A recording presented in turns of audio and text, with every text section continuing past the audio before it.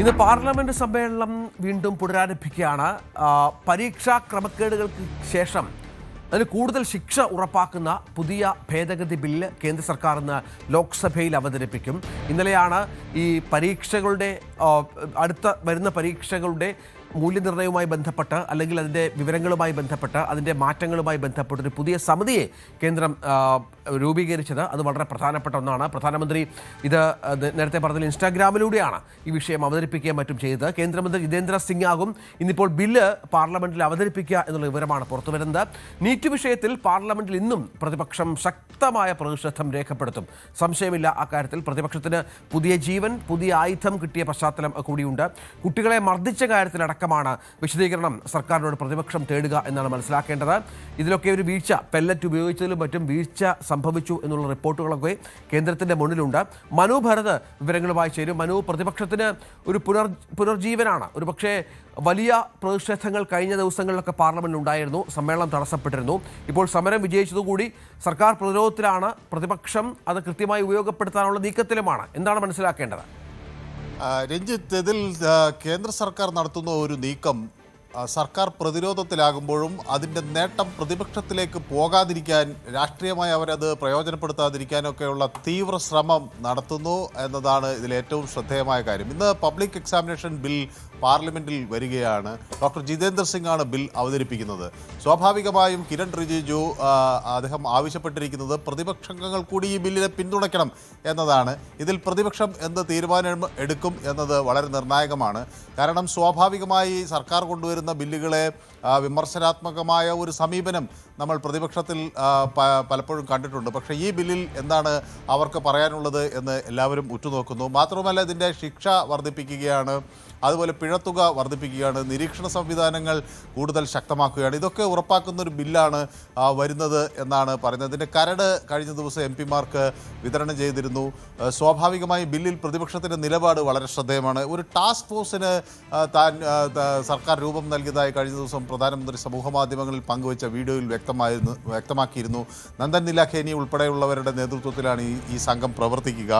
അതുപോലെ ഈ ടാസ്ക് ഫോഴ്സിൽ മുൻ ISRO ചെയർമാൻ ഡോക്ടർ സോംനാഥ് ഉണ്ട്. ഫോർമർ ഇൻ്റലിജൻസ് ബ്യൂറോയിൻ്റെ തപൻ ദേക്കയുണ്ട്, director, former intelligence bureau director, മുൻ ഇൻ്റലിജൻസ് ബ്യൂറോയുടെ ഡയറക്ടർ തപൻ ദേക്കയുണ്ട്. അതുപോലെ IIT മദ്രാസിൻ്റെ ഡയറക്ടർ കാമകോടിയുണ്ട്. മാത്രമല്ല, മുൻ വിദ്യാഭ്യാസ സെക്രട്ടറി അനിത കാർവാൾ ഉണ്ട്.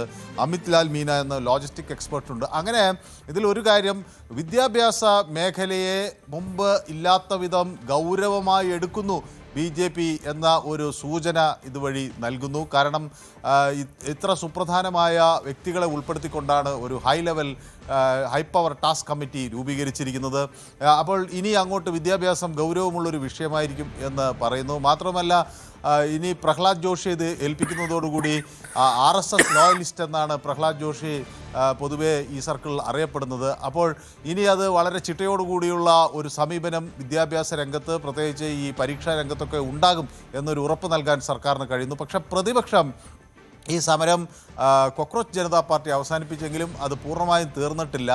ആ വിദ്യാർത്ഥികളെ മർദ്ദിച്ച സംഭവത്തിൽ അമിത്ഷാ മാപ്പ് പറയണം, അതുപോലെ പ്രധാനമന്ത്രിയും ഈ വിദ്യാർത്ഥികളോട് മാപ്പ് പറയണം തുടങ്ങിയ നടപടികൾ ഒക്കെ ആവശ്യപ്പെടുന്നുണ്ട്. ഈ ഉദ്യോഗസ്ഥർക്കെതിരെ കർശന നടപടി വേണം എന്ന ആവശ്യമുണ്ട്. അപ്പോൾ ഇതൊക്കെ വീണ്ടും പാർലമെൻറ്റിൽ ഉയർത്തി ഇതിൽ നിന്ന് പരമാവധി ഒരു രാഷ്ട്രീയ ആയുധമാക്കുക എന്ന ലക്ഷ്യത്തോടു കൂടിയാണ്. ഇപ്പോൾ നേരത്തെ ഈ രാം ജന്മഭൂമിയിലെ ക്ഷേത്രത്തിൽ നടന്ന സംഭാവന കൊള്ള ഒരു വലിയ വിഷയമായി പാർലമെൻറ്റിൽ വരും എന്ന് കൂടിയുള്ളൊരു ധാരണയുണ്ട്. പക്ഷേ അതിനേക്കാൾ ഇപ്പോൾ ഈ നീറ്റ് വിഷയമാണ് കൂടുതൽ രാഷ്ട്രീയ നേട്ടമുണ്ടാക്കാൻ, അല്ലെങ്കിൽ അതാണ് കൂടുതൽ പ്രാധാന്യത്തോടെ പരിഗണിക്കേണ്ട വിഷയമെന്നാണ് പ്രതിപക്ഷം കരുതുന്നത്. സ്വാഭാവികമായി ഇനി FCRA ബില്ല് കൂടി പാർലമെൻറ്റിൽ വരാനുണ്ട്. അങ്ങനെ വരുമ്പോൾ അത് മറ്റൊരു രാഷ്ട്രീയ വിഷയമായി ഉയർത്തിക്കൊണ്ടുവരാൻ കഴിയുമോ എന്ന ശ്രമം പ്രതിപക്ഷം നടത്തുന്നുണ്ട്. സ്വാഭാവികമായും ഈ വർഷകാല സമ്മേളനം BJP സംബന്ധിച്ചിടത്തോളം വലിയ വെല്ലുവിളികൾ നിറഞ്ഞതാണ്. അത് ഈ ബില്ലുകളിൽ ഒരുപക്ഷെ ഈ പബ്ലിക് എക്സാമിനേഷൻ ബിൽ പാസ്സാക്കി കിട്ടിയാലും FCRA ഉൾപ്പെടെയുള്ള ബില്ലുകളിൽ BJP കടുത്ത പ്രതിസന്ധി നേരിടും. അത് എങ്ങനെ അതിജീവിക്കും എന്നത് ശ്രദ്ധേയമാണ്. രഞ്ജിത്ത്, ഏതായാലും പാർലമെന്റിൽ ഇന്നും പ്രതിപക്ഷത്തിന്റെ ഭാഗത്തുനിന്ന് ഒരു ദയ പ്രതീക്ഷിക്കേണ്ട. കഴിഞ്ഞ ദിവസങ്ങളിലൊക്കെ, കഴിഞ്ഞ ആഴ്ച മുഴുവൻ പാർലമെന്റ് വിവിധ വിഷയങ്ങളിൽ മുടങ്ങിയ ഒരു പശ്ചാത്തലമൊക്കെ നമ്മൾ കണ്ടതാണ്. സമാനമായി തന്നെ പ്രതിപക്ഷ പ്രതിഷേധം പ്രതീക്ഷിക്കണം. മനു ഭരതാണ് വിവരങ്ങൾ പങ്കുവച്ചത്. കൂടുതൽ വാർത്തകൾക്ക് news 18 Keralam YouTube channel subscribe ചെയ്യുക.